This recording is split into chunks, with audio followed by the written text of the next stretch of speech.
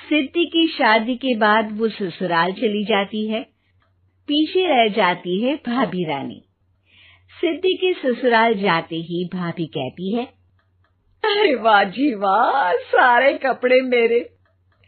हाय रे पैंट, अरे वाह वाह, मजा आ जाएगा। अरे ये सिद्धि की अलमारी के सामने खड़े होकर क्या बड़बड़ा रही है? जा जाकर देख मेहमानों को विदाई की मिठाई मिली कि नहीं। अब हाँ माँ जी, क्यों नहीं, लेकिन पहले कपड़े तो बदल लूं। अब रानी आ जाती है सिद्धि के उन कपड़ों में जो वो ससुराल जाने से पहले घर छोड़ जाती है। अरे रानी, कुछ दिन रुक जाती। अरे ये तो सिद्धि बिटिया को मैंने ही दिया था, बड़ा ही फबता था उस पर, तुझ पर तो कुछ खास नहीं लग रहा। अब वो ना मेरे सारे कपड़े गीले थे तो सोचा पहन लूं। वैसे भी सिद्धि को कौन सा भी पुराने आउटडेटेड कपड़ों को पहनना है। वैसे भी ये सूट तो मैंने तभी पहना था, वैसे खास है भी नहीं ये। हाँ ठीक है, लेकिन ना मेरी सिद्धि पर तो जमता था। सारे मेहमान चले जाते हैं और सिद्धि ससुराल से मायके पहली बार आती है। अपना घर, अपना कमरा, अपनी अलमारी। ये बोलकर जैसे ही सिद्धि अलमारी खोलती है तो सामने उसके कपड़ों की जगह कुछ और ही रखा होता है। माँ, ओ माँ, जरा कमरे में तो आना। सास और रानी वहां पहुंच जाते हैं।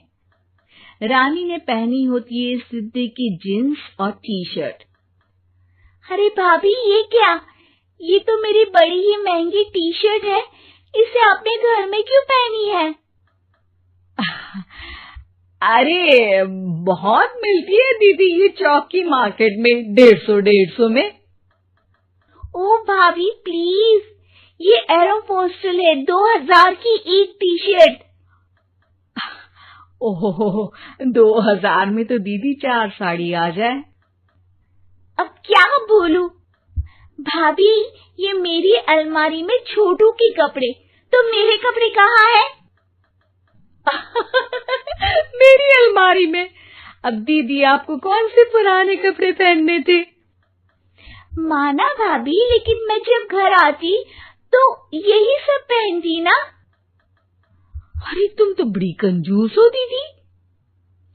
खैर, वक्त आता है जब सिद्धि ससुराल के लिए रवाना हो रही होती है।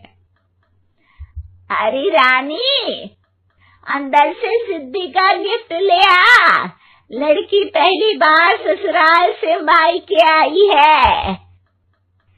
रानी अंदर जाती है और एक सिंपल सी साड़ी लेकर बाहर आ जाती है। ये लीजिए माँ जी। सास बेटी को गिफ्ट देकर ससुराल भेजती है। अगले दिन रानी एक सुंदर सी साड़ी पहनकर सामने आती है।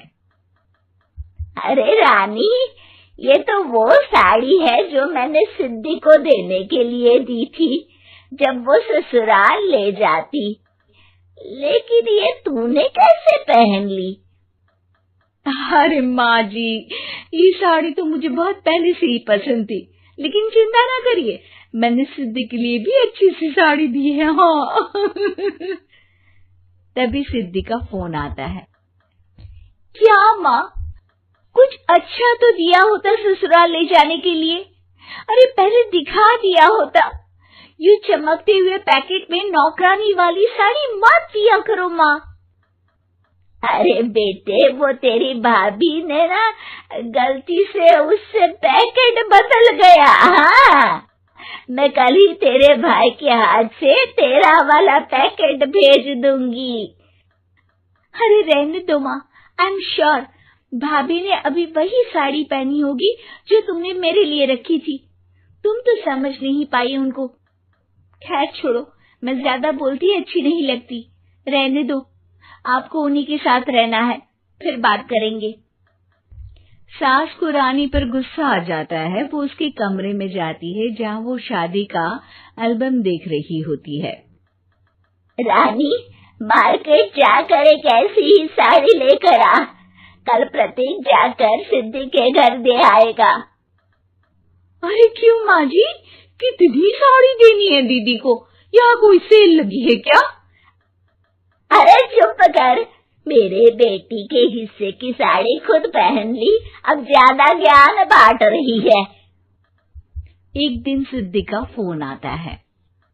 माँ, मेरी सास ने आप सबको खाने पर बुलाया है। सारे लोग सिद्धि के ससुराल पहुंचते हैं। खाना खाकर वो लोग निकल रहे होते हैं कि सिद्धि की सास सभी को गिफ्ट देती है।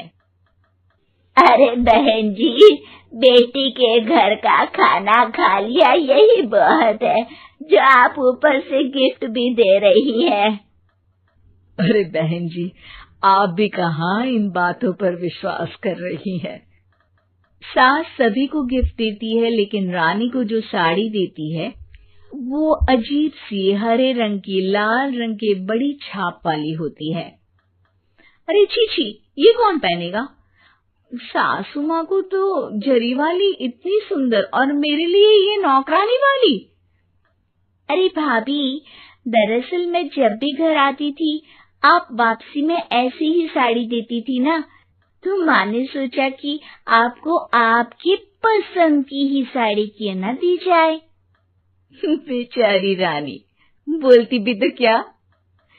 सिद्धि और सास रानी का चेहरा देखकर हंसने लगती है, तो रानी समझ जाती है कि अपने ही बिछाए जाल में वो फंस चुकी है।